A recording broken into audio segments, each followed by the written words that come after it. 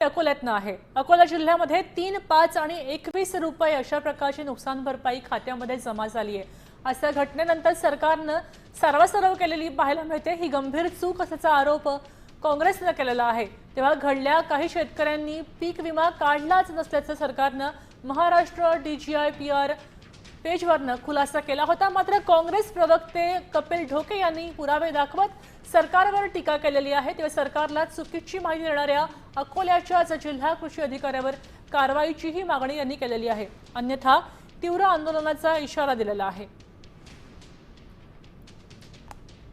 दिवाळीच्या पहिल्या दिवशी कुणाच्या खात्यात 8 रुपये, कुणाच्या खात्यात 5 रुपये, कुणाच्या खात्यात 21 रुपये अशा पद्धतीची थट्टा करणारी रक्कम आली।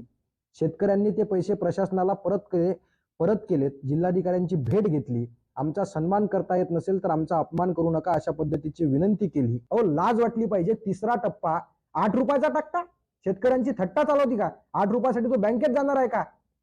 याचं उत्तर देताना सुद्धा कलेक्टर आणि SAO यांना लाज वाटली पाहिजे।